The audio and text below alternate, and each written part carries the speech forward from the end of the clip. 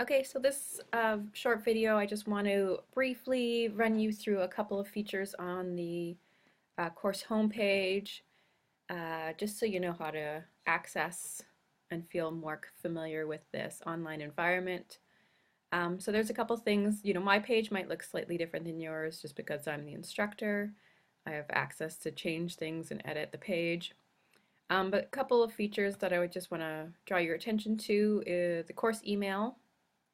So this is probably the best way to get a hold of me. You can access your instructor, and I think you can access your classmates, but I'm not 100% sure. But if you click into the course email, you can go through new message and then your recipient. So who do you want to receive your email? You can pick your teacher, so that's me. And then you add your subject, question, and then you can add your email here. So say hello, and if you have any questions, you can send that to me that way by pushing the send button, and only the people you have in your recipient section will receive that email. So that's one way. And then you could also use my Hotmail account that I have on my course homepage. So if it's something like an emergency and you really want me to answer immediately, you can use my Hotmail email and I will get back to you as soon as possible. The course email, I usually log into the class homepage, at least once a day. But if you really needed attention and immediacy to your reply, you can always use my Hotmail, I don't mind. News and announcements forum, I don't usually use this one, but I might add an announcement that there's a change in a deadline or something like that. I might add that in the announcement section, and then everybody in the class will be able to see that. If you have any technical problems with the course homepage, this is the peer support forum for technical problems. So if you have difficulty uploading a file to the Turnitin app, or if you have a problem accessing the discussion forums, you can check with the technical IT team in this forum. If you have a specific question about the class and you don't mind everybody in the class seeing your response, or if you think it's a question that everybody might have, you can ask me in the Ask Your Instructor forum, and I'll respond through that forum as well. So if you have a question, say like, can I bring in a book to the final exam? That's a question that maybe everybody has, and you want everybody to see that, so you could ask that in the discussion or in the Ask Your Instructor forum. And then the fifth option here, the chat room. I'm going to be holding office hours in the chat room, and this is like a live chat where if you log in at the same time that I'm logged in, you can ask me any questions and get a real life immediate response. If these dates and times are not convenient to you, again, just send me an email and I'll just try to get back to you as soon as possible. The chat rooms, I haven't had much, engagement with students in the past. It's kind of a flawed system just in terms of, not everybody is going to be available for that hour on those days. So, and then a lot of questions can just wait by email. So this one I'll log in, but I haven't had too many students use it. So if it's something you will feel useful, I would say log in Tuesdays and Thursdays from 7 to 8 if you have a specific question that you want me to answer. There'll be a course and instructor evaluation. It's not updated right now, but it will be available. And then you're going to start here. So the Start Here section. And there's a brief course orientation that you can go through just so you can navigate the course homepage. I'll post a video in the Meet Your Instructor page here. We're just, basically introducing myself. The English syllabus, 110 syllabus, will be available here on the link. And then the introductory forum is what I want you to do in this first couple of days of class. So post a brief discussion or brief introduction to your classmates where you tell me your name, where you're from, if you have a major, any career goals you might have, if you have a favorite war movie or any other info that you want the rest of the class to know about you. You can share it in the introductory forum. So everybody will be able to see your introductory forum introduction. But this is a good practice just to make sure that you can add to the forums, because we're going to have discussion forums for each of our major units. And then this will tell you about the first week of classes. And I put the dates down, so this is the sort of expected dates where we'll be talking about these topics.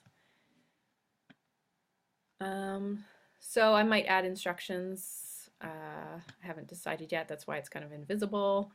But you should be able to see an introduction to war literature, and it's like a little book. So if you see the little icon that looks like a book, that means if you click in there, there's different chapters that are in there. So this one gives you some instructions. This one gives you some study questions, some questions to ponder, and some images to look at. And you can go through the table of contents and look at each of these chapters in that first week. And then I've posted a couple of copies just from the internet of some poems that you can read in this first week. And then there's a documentary that I highly recommend students watch as it relates to masculinity, and specifically a kind of violent masculinity that is present in the military. So I've included this Tough Guys documentary, and it's very watchable, very engaging, and I think you'll enjoy watching that in that first week of classes. It does give us a little bit more information about gender studies and the gender studies of masculinity. So we have, to learn a kind of almost like a new language to analyze masculinity, and Tough Guys is a good introductory documentary for that topic. And then I've also added this link to the English department style sheet. So in preparation of your first paper in the class, which is until January 27th, but in the meantime, you can just get acquainted with this style sheet, and it'll give you an outline basically of how to format your paper, what an academic paper is supposed to look like, how to integrate quotations, and all that kind of information that you are probably not that familiar with at this level, but it's important information for your paper.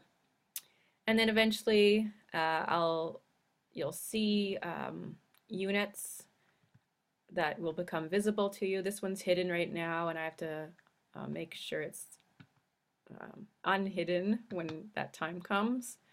But again, you'll have lectures in the units, and you'll also have a discussion forum open. And then it'll give you a due date, so you have to add to the discussion forum for the wars before January 27th, and that's the cutoff day. So you can't add to the forum after that date, so you have to make sure that you're on top of your due dates. And then when I clicked in the discussion forum, you can read through it. So there are 2 tasks for this forum. You have to respond and you have to reply. And the response is your paragraph that responds to one of the study questions for this unit. And the reply means that you're replying to another classmate's post and either adding to the conversation, or affirming their answer, or even saying something like, this is a really clever, strong post. I like how you did this, or I like how you supported your ideas with this information, and you're really sort of engaging with your classmates in that way. So there are some study questions. You could do the study questions, or you could analyze a specific quotation from one of the readings. So it's up to you. You have a couple of options. And then you're going to reply to one of your classmates. So I've listed all the study questions under here that I thought would make good responses. So you just have to pick one of these questions. You don't have to do all of them. It's obviously too much work.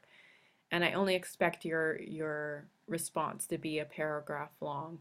So if I were you, I would just pick one question. What are your first impressions of Robert Ross? Answer that in a well-developed paragraph. And you do that by add a new discussion topic. So you're going to click on the button there, and then you could add a subject heading. You could either put the question, or you could say first impressions of Robert Ross, or you could say study question number 6, or whatever it is you want. You're going to write in your response in the message that's going to show up. And then you're going to post to forum. So after that, after you write your response, so you could talk about Robert Ross, blah blah blah, and then post to forum. And then everybody can see your post after that. Okay, so that's how to add to the discussion forum. And then one more thing I want to show you. So you looked at the discussion forums, you've looked at the lectures. The other thing would be if you are going to submit your essay. So on January 27th, when your essay number 1 is due, you're going to click into the Turnitin app, and it looks like a little paper with an arrow, the icon for the Turnitin application. Essay 1 instructions are all listed below here, so this is where I give you a little bit more info on what is asked of you for the paper. And then when you're ready to upload your file that you've written and saved as a Word document,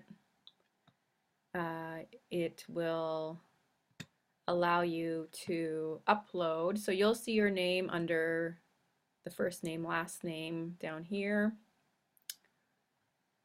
And then it'll give you a little arrow on this cloud. So it's the uploading icon that you're going to click. You can title your paper, submission title, essay number 1. It's helpful if you put your last name or your first name in the subject or submission title, and then you're just going to drag and drop your file into this section when you're ready to upload your paper, and then add submission.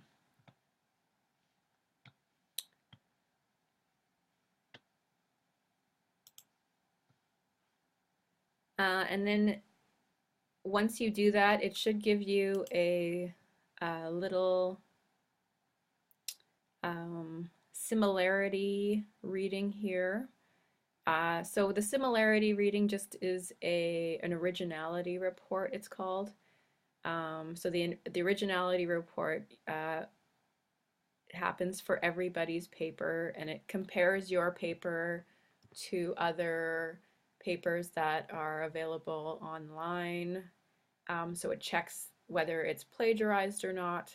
Usually, if you have quotations in your paper, you're going to get, a similarity report that's higher, just because the same quotations might be used in another person's paper. So I don't put a lot of stress on the similarity report unless it's very high. So If I had a student who had a 90% similarity report on their paper, I would start to question whether or not they've plagiarized that paper. But usually it's under 50%. I would definitely say 17% is probably average for what an originality report will end up being. But again, I don't put a whole lot of emphasis on the similarity report, so don't be too upset if it's high or higher than you think it would be. Anyway, that's basically all you need to know to navigate the course homepage. As the course goes on, I'll add new units of study, so you'll just keep scrolling down, down, down, down. There are grammar and essay writing resources that I'm adding to. So if you do have questions or suggestions for what you'd like to see in terms of essay writing or grammar tutorials, you can let me know and I can record another lecture. But under this section, there are some videos that could be helpful. So examples of how to integrate quotations, some videos on how to come up with a thesis statement, how to do research using Google Scholar. So if you are not confident with your researching skills or with your essay organization skills, you can take a look at some of the info in the essay writing tutorials in the grammar and essay writing resources section. And I think that's about it. I'll post more in the course homepage as the course goes on. But if you have any questions, again, send me an email and I will be able to answer any questions you might have.